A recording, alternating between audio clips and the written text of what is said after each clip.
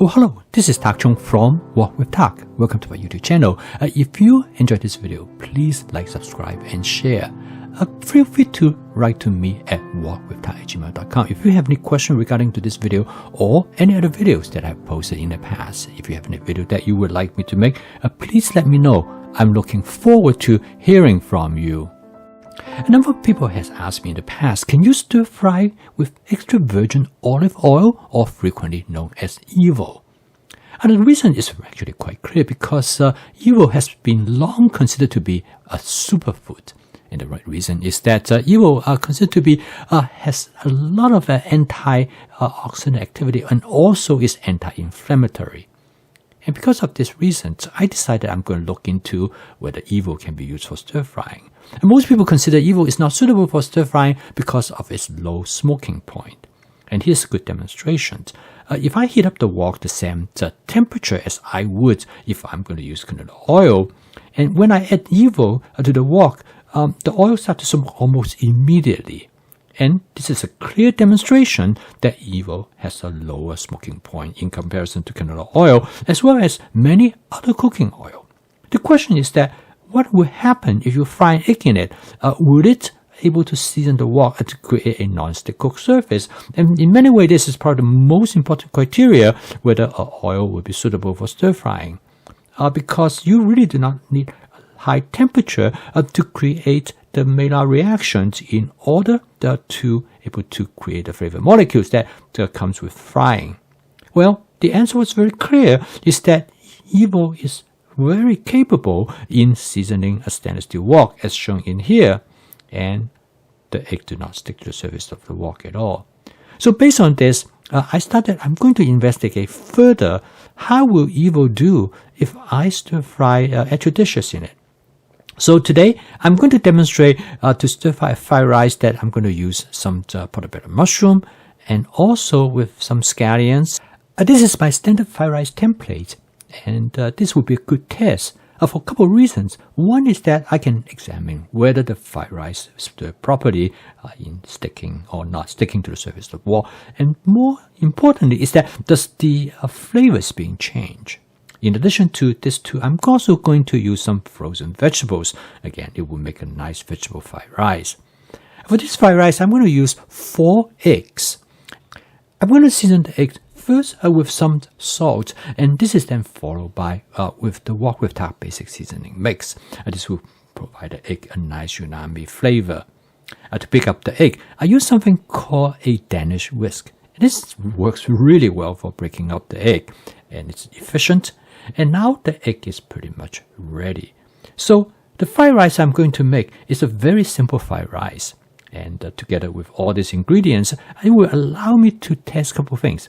This fried rice is relatively mild in flavor, and it has a lot of great flavor that come from the ingredients. I want to make sure that the olive oil did not change the flavor of the fried rice in compared to canola oil. So I'm going to start out with about 2 tablespoons of olive oil, which I normally use.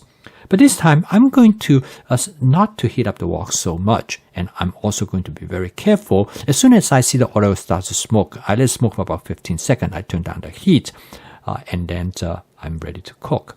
And then I add the egg to the wok. I turn the heat back up to high. But as you can see, the wok is less hot, or the oil is less hot compared to when I use canola oil. Generally, there are 2 questions about using the olive oil for stir frying, particularly in using EVOO, because of its low smoking point. The first question is that if you stir fry your food at a lower temperature, will it affect the flavor of the food? Because of the Maillard reactions require the type of temperature to cook it. And secondly, with a high temperature in using the EVOO, will it cause any type of flavor change? So I did some research before I carry out this test. Although there are some people suggest that the high temperature in the stir fry with EVOO will cause change in the components or the ingredients in EVOO. Because the EVOO is a cold-pressed olive oil, it contains other ingredients, which is sometimes referred to as contaminant. But however, these ingredients are normally referred to what is the nutritional benefit of EVOO. And a lot of people also like the flavor that comes from this contaminant. But a lot of study that I have read is that using EVOO at high temperature does not really has any adverse effect in its nutritional quality. And many people also suggest that when you stir-fry EVOO at a high temperature or heat up EVOO at a high temperature, they do not find there any significant flavor change.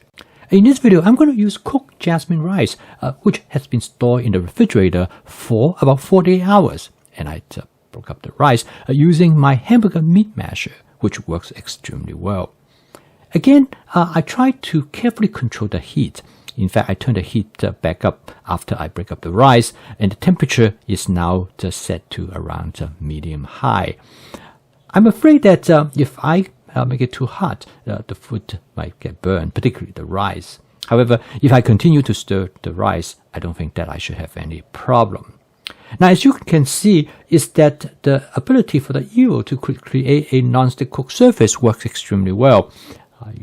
Do not see any rice stick to the bottom of the wok. Next, I add some frozen vegetable mix. This frozen vegetable mix comes directly from the freezer, and in my past experience, it worked much better this way. Of course, you can thaw them out in advance, such as thaw them out in a microwave oven, but they become very watery. There's a lot of moisture associated with it, and that actually can make the rice soggy. Using this method, it actually thawed out the vegetables slowly and provide them with much greater flavor and texture. Now, by now, the rice is probably halfway done, and I continue to stir fry it. I carefully watch and make sure that no rice stick to the bottom of the wok. And when I see that maybe too little oil, I will add additional EVOO. And so far, everything seems to be working exactly the way it is.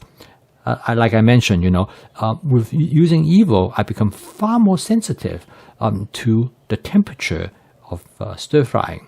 I want to make sure that I do not use the same level of temperature that I would use with canola oil. And this is partly the consideration is that EVOO have a lower smoking point. And I think this is a reasonable concern to make sure that I do not create a temperature environment that the EVOO cannot handle. So from this standpoint, it might take a little bit longer to cook the fried rice as compared to if you use oil with high smoking point. But this is probably a trade-off that one has to take if that is what one wants to do, to use EVOO, to use cooking oil that have greater nutritional value.